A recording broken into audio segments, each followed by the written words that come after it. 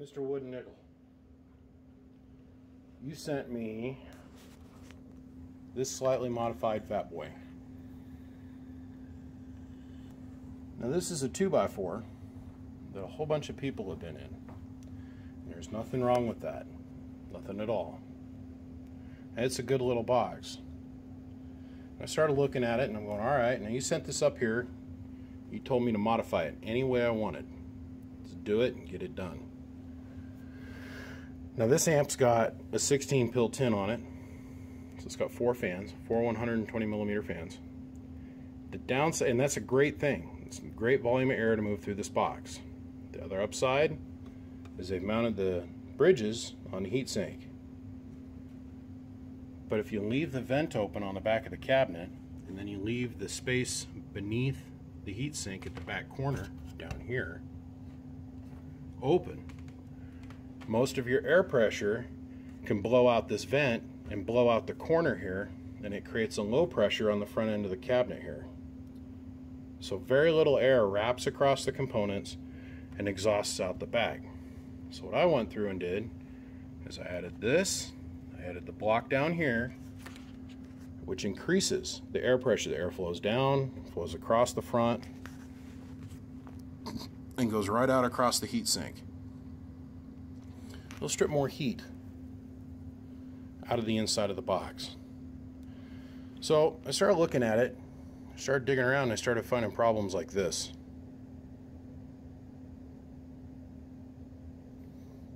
The whole side of that bridge is just blown out. This is what they call toast. Well, you took a couple of the other bridges with you. So I put 3 new bridges in here, and then I tweaked the bias circuit for the sideband, which is this whole circuit in here. Tweaked it just a little. Then the other thing I discovered was going on was the variable, this knob right here on the front. You've been running it about halfway.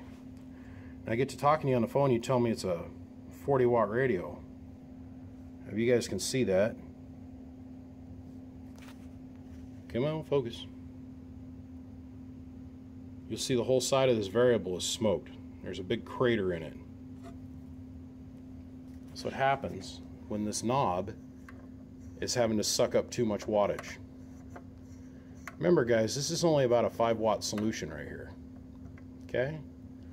So if you're taking a 30 or 40-watt radio, run that at max. And then use your RF power on your radio, set it at about 1.5 watts. Leave this wide open. Set that about 1.5 watts, 2 watts, and use your radio to control your overall dead key, which I'll show you as soon as we get the video started. But Wood Nickel, this sucker's good. Box is solid. Turn the power supply on. Turn the amp on. Now with the amp on, this thing is in class C for AM. Okay? So if you go to talk sideband, you got to flick this switch on. Very clear about that. The amplifier on and the sideband switch off, you're in class C, which is AM only. When you flick this switch up, then it goes to class B. Alright, so we're going to start out in AM. Let's run around the gambit. 1000-watt slug in PEP, 5-watt slug in reverse, 5-watt slug in reverse, and we're going to use the striker. Shut the amp off and let me demonstrate drive out of the 955. Hello, audio. 80 watts. The reason I can drive 80 watts into this is because I got my dead key so low. If I ran the variable at half, I'd have crispy crittered variable in no time at all. See, look at the hole in that thing. Garbage. Leave that at max. Turn the amplifier on. So now with the variable all the way open, there's no dead key. So leave that at max. We're going to go up here and we're going to start turning our variable power on our radio up. So that quickly comes up. There's a 200-watt carrier. So let me show you what's going on. Shut the amp off. Turn my 5-watt slug around, so now it's reading forward. 1.5 watt dead key. Variable power all the way down.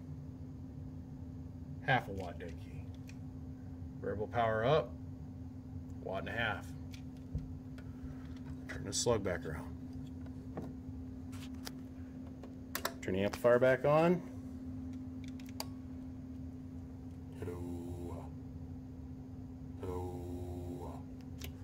Now that's pinning that 100 or 1,000 watt slug in a corner.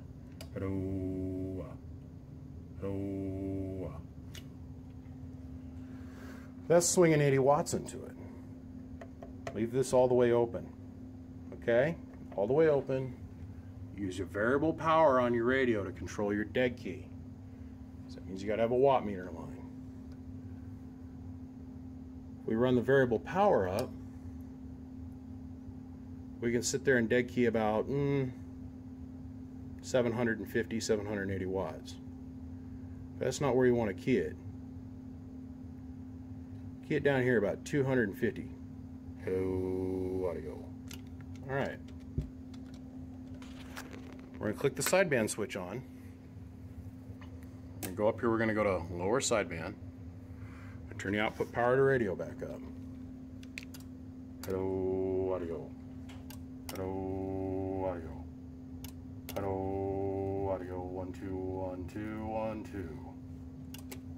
Alright. Very straightforward. Turn the power back down on the radio up here. Back to AM. Back to AM. Hello, audio. Hello, audio. So we got our dead key up there pretty good. Radio's keyed. This is our reflect. Hello, audio. This is representing the reflected power coming back from the amplifier to the radio. You've got less than 1/4 watt coming back, which is awesome. Dude, you're set. This box is going to last a good long time. Like I said, keep your dead key around a watt, 1.5 watts, and she'll run like a rape date for you from now on. Now we got the blocking done, and we got good airflow through the heatsink and across the bottom of the parts. I bet you a lot of your problems go away. I'm not a big proponent of these bridges anymore. I prefer studs. With 4 studs, I can do the work of, well, 6 bridges. And the studs hold the heat and they don't get stagged out and they don't start opening up and leaking AC. Wood nickel, you're set, buddy. I appreciate you sending this thing up for me. I appreciate you giving me the opportunity to work on it. My name is BBI. And without a shadow of a doubt, I am the biggest mud duck in Idaho. Remember guys, this show does not go on without everybody sending me their stuff to get fixed. God, I've fixed a lot of boxes.